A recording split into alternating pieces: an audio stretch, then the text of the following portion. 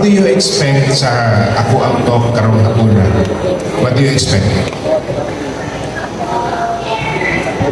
Yes. Okay. Tanaw na mo pa. Nilin yun. Sige ma'am. Sige ma'am. Sa may expectation niyo? Well, first, sa mga scholarships. Okay. Dili na yung trabaho? Okay. What else?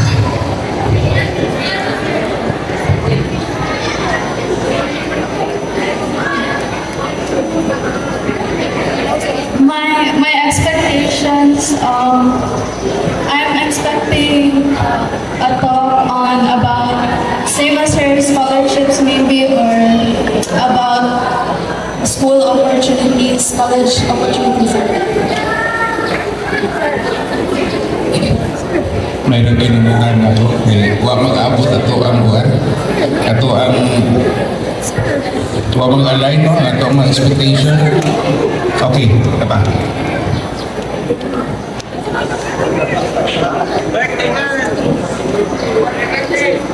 Concert. I expect a talk about concert kanang abroad opportunities. Working abroad, no? That's good. Oh, marami igot to. Yan, expectation. Okay, who else?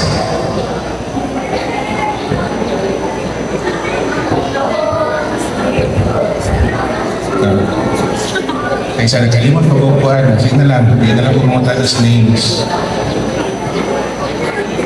And based on my expectation, okay, I know a lot of students here are expecting we may know a lot of knowledge about the school, and then also makabalot na sa mga requirements sa school so that they pa-enroll na to kay mahimo na lang basic knowledge na lang kay since nakaibaw naman na silang ibang storya. Yeah, I think no, Lapu-Lapu City College kaganihan nag-offer silang mga scholarships, right? No? Na-discuss sa nila. Okay. Thank you sa inyong mga ipangatag na ideas. Ako alam i-align no, ang atong expectation this afternoon. No? Because our office, peso, next slide.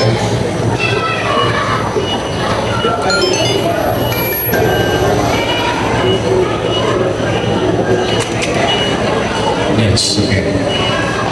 Ang peso is, wala siya ang Public Employment Service Office. No? Our office is one of the departments no, sa ato ang Lapu-Lapu City Government sa City Hall. Now, we cater to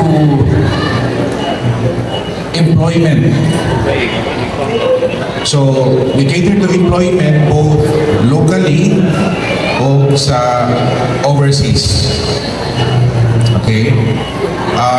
Created niya nga to ang opisina sa peso through Republic Act number 8759 or the Peso Act of 1999 as amended by RA number 10691.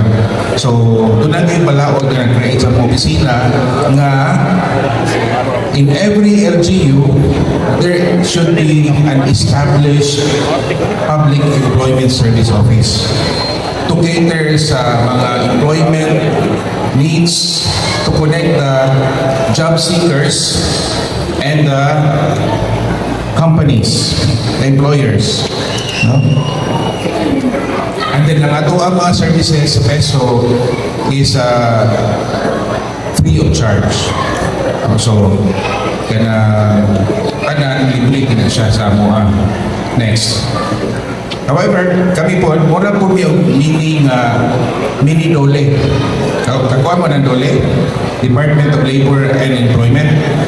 So, mini DOLE, so kami po ay nampanan sa mga nangitang trabaho. Kami po ang nampanan sa mga dunay problema sa ilang magpanarbaho. dagmanan po mi sa mga companies or mga employers nga nangita o trabahante. Diba? So adto mag-abot no sa mga opisina, iabot na to. Okay, sometimes if you notice no, there is that lack of bridge between companies, employers, and job seekers, right? No? Wala nga daghan kayo po wala may trabaho kay nga naman nagdisod man og pangita o trabaho. Kunya wa po sila kahibalo kung asa po mangita og trabaho. So kami sa PESO office mo agap no labi na sa mga job seekers na ma-connected sila sa mga employers. Nakuha ba? Okay. So, ang PESO has three core services. These are labor market information, i-profile na to ang mga job seekers, ang employers, no? Naatay nami ipa-fill up the form. Later on, pa-fill upon mo later on sa SK Federation. Nana ba ang form na to sa NSRD? Kada saan siya mahatag? Ang pag-attendance sheet. Klaro hasa? Karadong. Kamar. Okay, so ang kanang form na inyong fill upan, amuhan ng i-profile. We will know kung pila ka po, no, pila yung percentage sa ito ang mga na-profile ng mga job seekers nga ng edad o money, like 17 to like 24 years old. Pila ka po babae, pila ka po lalaki, o sa ilang mga special skills. So, with that information, no, muna among itawag na labor market information, among po nang i-share, no, labi na sa mong Facebook page. I-share sa na mo, aron, katong mga naglangtaw, no, na muna ang careers or muna ang mga industries na gusto nilang suklan, they'll be able to have an informed information no sa pag-decide nila sa ilang future career. Okay? Next one is the referral and placement. Kini referral and placement, isa may nakadungog na ninyo o job fair. Nakadungog na mo job fair, no? Ano ba, no? So, kanang job fair, or kanang atong ipundok dito ang mga companies. Ipundok na to ang mga employers in one venue. And then, mo na to, no, ang mga aplikante at mga apply. Dili na kinahanglan mo ato pa manuktok pa sa mga gates or mga opisina sa mga company. Di ba? So, it's easier for the job seekers to apply for trabaho. Okay? Then, the third one is the employment coaching and career counseling. So that's the very reason why we're here. Okay, it's one of our main core services na ma-offer na mo sa mga youth na ito din sa syudad sa Lapu-Lapu. Next slide. So what are the programs and activities of PESO related to employment facilitation? So kami mo ay nag-facilitate sa mga employment sa itong mga job seekers. Now, we do job fairs, both local and overseas. We also do special recruitment activities, no? Mag-conduct both local and overseas as well. Adto na sila sa opisina kung mag-special recruitment activity. But kung mag-job fair ganun, adto mismo mga dagkong lugar like sa mga malls, nato dire. Then, we also post mga job ads sa mga companies nga ni partner na to or nagpa-accredit. Kaya na itong mga companies, mga employers nga ni-offer silang mga job vacancies, all of them are accredited by PESO sa gobyerno. No? Kami sa gobyerno, i-accredit na namo sila. Nag-undergo na sila accreditation by submitting their legal documents. So that, kumpiyansa ta, we are confident nga kining mga companies, hindi sila mga manluloko. Diba? So, sure ta nga itong mga job seekers, dili yun mailan. No? Legit yun siya. Okay? Next. Tagaan mo na mo ang idea regarding local employment. Kung sa to alam din ba? No? Mag-apply, manarbaho. So, importante yung gihapon ang educational background. Amo ba na ng mga employers, mangita man ang educational background na muhaog yun sa ilang industry. Panalitan, kung hospital nung kani siya, nurse, di ba? Medtech, nanala. Okay yan di-eskwelahan. Kung yung word passer. Then, work experience. Daghan man rong mga companies na mo dawat na og mga kuan, fresh graduates, no? Both, no? Fresh graduates sa senior high o fresh graduates sa college. Ano wala kay experience. Daghan na niya, ano man. Kaya ang kuan man mo na ba ilang thinking nga mo hire silang mga with no experience to kay teachable pa, trainable, dili ba gahi o ulo, no? Ana dili pa ka na taas o kuan ba ego. There are times kapag na taas ng experience, dili na magpatudlog, siya di gusto mo tudlo na, no? Yeah, lain-lain mo guni o culture ang mga companies, no? There's that thing called company culture. So kung panalitan wala ni haong ang imuhang culture as a future professional sa company culture, sa management, kanang murag di mo makasinapot. Muna nga, importante yung tayo kung mga apply na trabaho, i-research kita na ang mga kumpanya nga ito ang applyan. Kung sa kay style ano nila, no? Ganun? Kung sa kailang kanang culture ni kanang more about do they treat their employees as a family member, just like a family, or basta kay hindi ko magtrabaho biya na yun, di ba? Na may mga nana lang. Next is skills, no? So better, no, na kay mga skills like kung saan mga required ng mga skills sa companies. Leadership. Isa man nagdili who among us here, mga leaders na sa inyong community or sa inyong school, raise your hand. Na? Kapilya. Oh, youth association, youth organization sa inyong sitio. If you're part of it, no, much better nga naman. Because that organization of yours, either sa school or sa community, is your training ground. May iba na kasagaran sa mga ipang-hire sa mga companies karon, naa sa mga younger generation. Labi na o pa sa mga entry level, no? So it has to be 18 to at least 29. Pero abot pa na siya 35. Mula pa sa 30s, ang pasaport niya na taas na kauntan supposedly experience, no? So kung taas na experience, hindi na pang entry level din mo ha, pang supervisor na, pang manager na. Okay?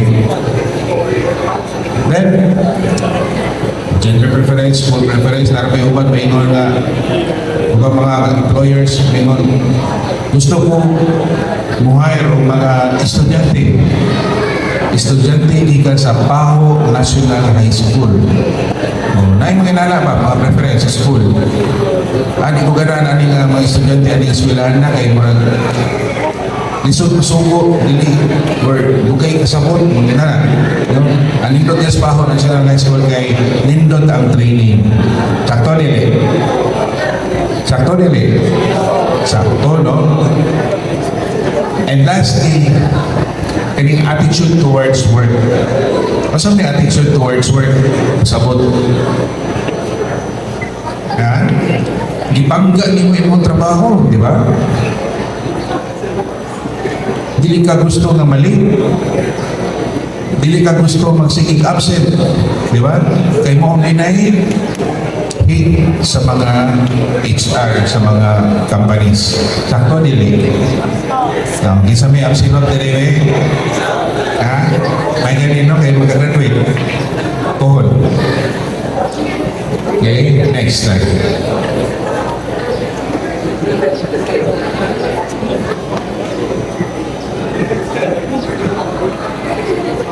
Okay. Example lang, naghahanap mo na mo ka-idea daan.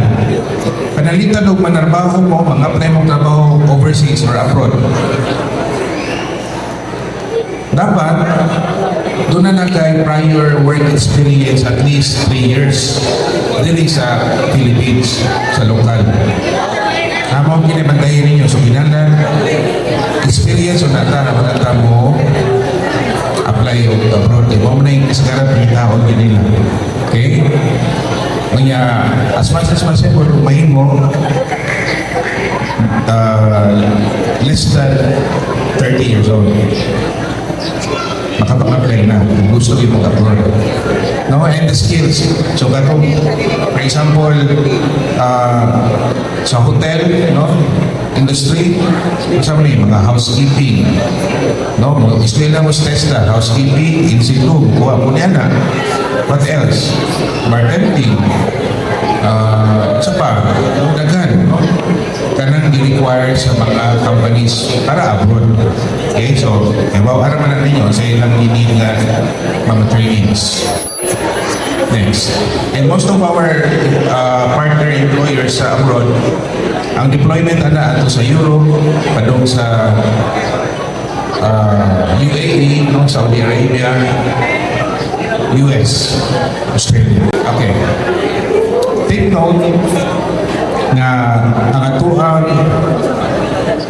na mga reasons ba, several na mga pagkitabo na maski pag promising kay ka na estudyante nga ni graduate yung mga apply ng trabaho dili diyan na yun makalaan na yung trabaho usahay kaya tawag natin sa unang panahon ng mga first honor mga logi no usahay mawahi pa na sila sunod trabaho isa sa mga ordinaryo na mga graduate sa tonil no? May mga hinala na situation but never lose hope no? Ganang mga mataas mo ang kuhan with honors ka sa imong mag-graduate that's a plus factor already but at the end of the day when you face the interviewer you have to be confident you have to be very precise on how you are going to answer each relevant questions. Okay? Then, not all graduates, like for example, sa tourism-related na course, will land a job in the tourism industry. Some may enter the BPO, some may enter MEPS, di ba? So, depende rin yun na. Mayroon kayo ng kukuban na kaning pagpanarbaho, no? Usahay, timing. Mo na siya. Timing. Kaya palitan niya, huwag ka matiming nga pinindi ka ron, nindot siya na offer compare sa sunod ng mga job offerings. No? Next.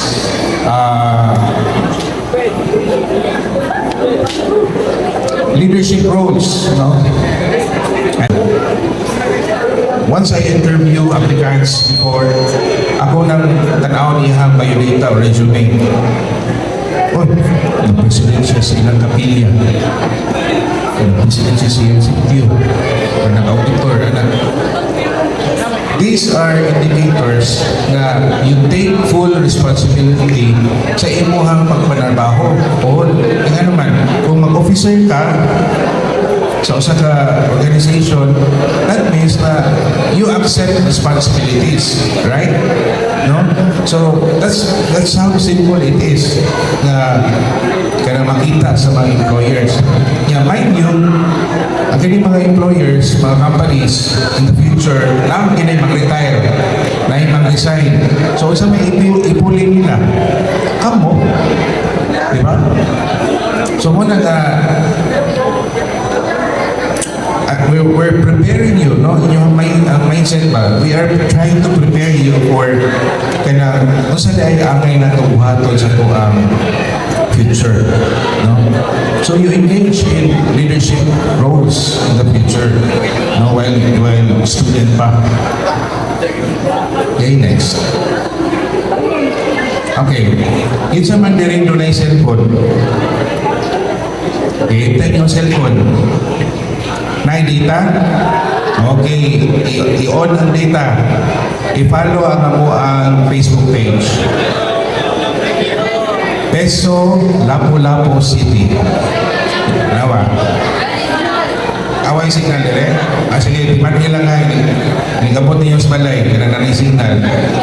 So, tanawan na ninyo, we have currently 53K followers. And these are organic, no? Wala ganin na natong ipa-post, no? Murag igutom na may nakurang tanong sa inyo na. Okay? So, i-follow lang na siya, no? Good. Ang importante niya na maybe hindi pa na para ninyo, no? At least makaiba mo sa mga job vacancies available karon, no? Halos everyday na sige yung post ng mga job vacancies. Now, magamit na ninyo, if dili pa sa inyo, magamit na sa inyong isuon na nangita o trabaho, inyong silingan, inyong parents, no? Inyong kuya, ate, or perhaps inyong habang kuwan ka na bibiko. Nanamay mga bibiko, nangita trabaho, i-recommend niya ang kuwan, ang Facebook page na ito, Peso Lapu-Lapu City, okay? Next. Priority skills for your future careers. It's something. Analytical thinking. Valid siya, no? Mo-analyze mo kita sa itong trabaho, mo-analyze ta sa itong pagka-estudyante, mo-analyze mo ta. Okay? Next. Creative thinking. Creative. So, hindi lang kay plain lang na ano lang. So, makapili ko doon ka ng mga creativity sa inyong diskarte sa pagpanarbaho or even diskarte sa kinabuhi. Give it a touch of creativity. Next is AI and big data. So you have to be like familiar with AI, no, the technology, no, the big data. Whereas leadership, social influence, resilience, flexibility and agility, curiosity and lifelong learning, technological literacy, design and user experience, motivation and self-awareness, empathy and active listening. So, ano yung mga top skills na gi-require karon? Emerging industries. So, sa may kasama din emerging. Kung sa mga bata pa na bagong sulbong, bagong tubo, no? Emerging. So, bagong naggawas ng mga industries as of late, no? Kung sa pa sila? Well, information and communication, creative industries, no? Sana, mga cartoons ito, mga caricatures, or painting, animation. Then, coffee and cacao industry. Gusto ko na sa day ito, naghanap gusto mong inumay o kape o mga chocolate tungkol sa cacao. Then real estate, no? Mga kondo, energy, no? Nabusod na mayroon ang solar. Di ba? So, ano yung mga emerging industries na to? Next. In-demand occupations.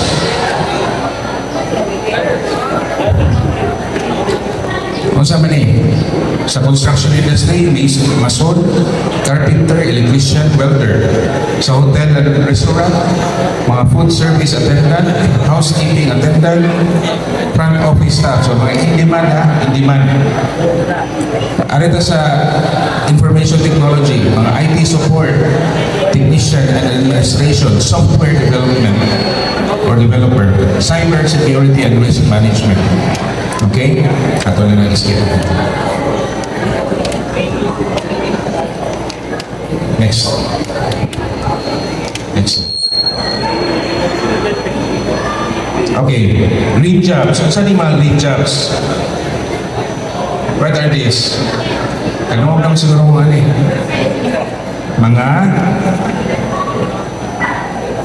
Mga green jobs ha, green jobs ba? And ang ilang trabaho is more related sa mga environment. Or daw green jobs. Napo yung ba karon lately, itawag na po ng mga blue jobs. Blue. Kaya tungod dagat. Dagat ang ilang industry. Ilang paginabuyan. Okay? Next. Okay, so just really very quick, no? Introduce na po ninyo ang Republic Act number 11261, which is the first time Job Seekers Assistance Act of 2019. For sure, mga first time job seekers yun mo sa umaabot. Sakto nili. So as a first time job seeker, you should know this law. Yeah, I want to i-share ninyo. Next. Okay, so this is an act or usa ka balaod nun nga nag-waive sa mga government fees and charges in the issuance of documents required in your application for employment. Okay, so ipag-waive, no, ilibre ang mga clearances, no. You will know later on what are those. In order for you to be a beneficiary, you have to be a Filipino citizen. Isa may insigre na napilakit doon murag insig. Ano ang insig?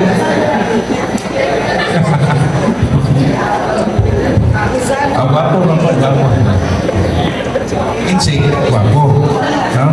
So now, you have to be first-time job seeker, actively looking for employment, and a resident of the barangay issuing the barangay certification for at least 6 months. So you have to be a resident of the barangay for 6 months at least. No? Kisa man yung mga first-time job seekers, kamo. Basically kamo, mag-graduate sa senior high, mag-graduate sa college, no? Katuma ni-graduate sa TechBook. Next slide.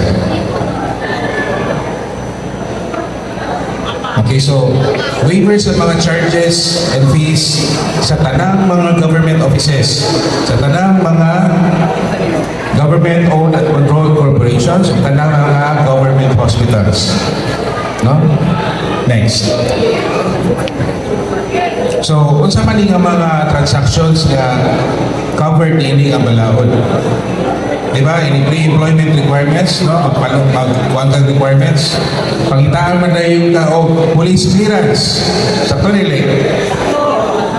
So, maglugad ka rin ng police clearance sa PNP, dapat doon na mo ay igunitan na barangay certificate ni kapitan sa inyong kapitan na you are a first time job seeker. Imo nang ipakita dito, ilibre na nila. Okay? NBI clearance, barangay clearance, medical certificate from a public hospital, birth certificate, Merit certificate, transcript of academic records issued by the state college or university. No? Next. So, muna yung mga transactions na usual na for pre-employment na ipalibre rin sa gobyerno para sa mga first-time job seekers. Naklaro ba? Nasabtan? Okay, good.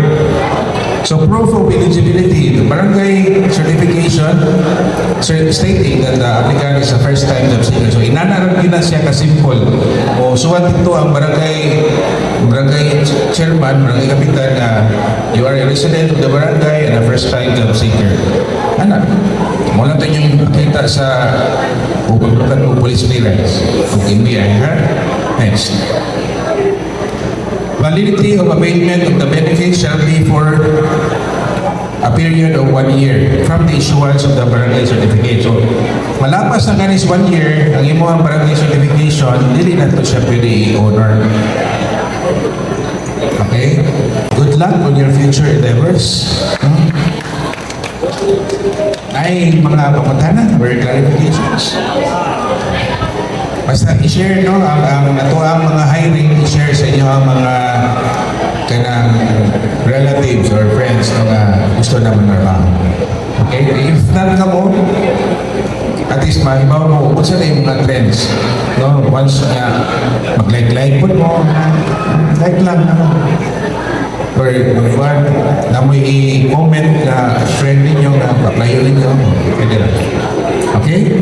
So, on behalf of our beloved Lapu-Lapu City Mayor Cindy King Chan and Congressman Junard Ahong Chan, thank you so much for allowing us to give you this insightful information and for allowing us to share our experiences on a topic that is very important to our youth for today.